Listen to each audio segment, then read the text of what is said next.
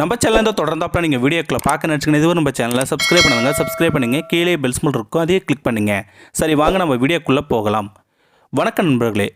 ஒரு சாதாரண 70 வயசு முதியவர் ஒரு கிராமத்துக்கே தண்ணீர் கொடுத்து வந்துக்கிட்டு இருக்கார். ஒரு அரசாங்கம் செய்யக்கூடிய வேலையை ஒரு தனி மனிதன் கொடுக்குறாரு. இதை பார்த்த அரசாங்கத்தின் ஊழியர்கள் அனைவருமே இந்த 70 வயசு முதியவருக்கு சல்யூட் அடிக்கிறாங்க. இதை பார்க்கும்போது நமக்கே இவர் மேலே தனி மரியாதையே வருது இல்லைங்களா? இவர் யார், இந்த சம்பவம் எங்கே நடந்தது, இவர் பேர் என்ன, அப்படி பார்க்குறதுக்கு முன்னாடி இந்த வீடியோவுக்கு லைக் பண்ணுறதை மட்டும் மறந்துடாதீங்க.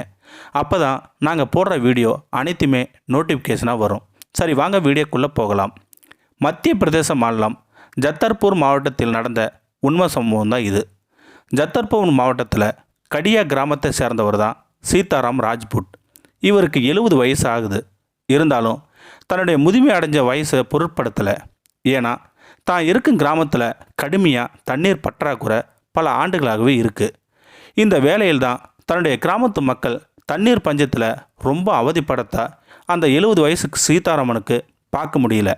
இதனால் அந்த கடியா கிராமத்து மக்கள் அரசாங்கத்துக்கு அதிகப்படியாக கோரிக்கையும் மனுவும் கொடுத்துருக்காங்க.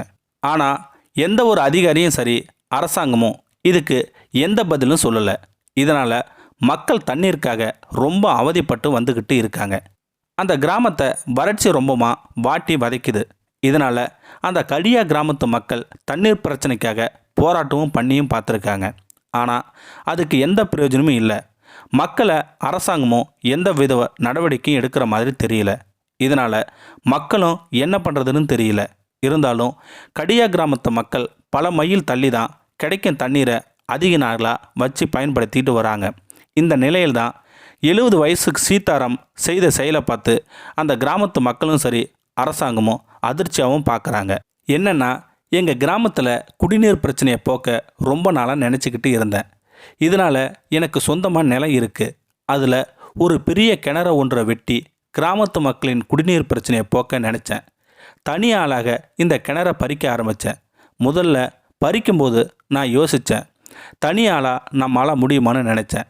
எங்கள் கிராமத்து மக்களின் அவதிப்படுறத என்னால் பார்க்க முடியல. இதனாலேயே தினந்தோறும் நான் கிணறு பறிக்கும்போது கடியா கிராமத்து மக்கள் நினச்சிப்பேன். இருந்தாலும் பறிக்க எனக்கு ஆர்வம்தான் அதிகப்படியாக இருந்தது.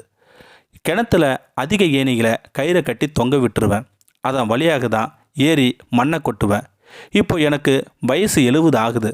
இருந்தாலும் எங்கள் கிராமத்துக்காக செய்யும்போது எனக்கு ரொம்ப ஆர்வமாக இருக்குது.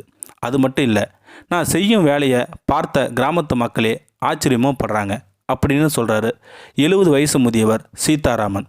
ஒரு அரசாங்கம் செய்யக்கூடிய வேலையை தனி மனிதன் போராடுறேன். இதுக்கு அரசாங்கம் ஒரு நல்ல வழியை காட்டணும்னு சொல்கிறாரு நம்ம 70 வயசு முதியவர் சீதாராமன். ஒரு கிராமத்துக்கே தனியாளாக 70 வயசு முதியவர் போராடுறாரு. இதை பார்க்கும்போது நமக்கே ஒரு ஆச்சரியமாக இருக்குது இல்லைங்களா?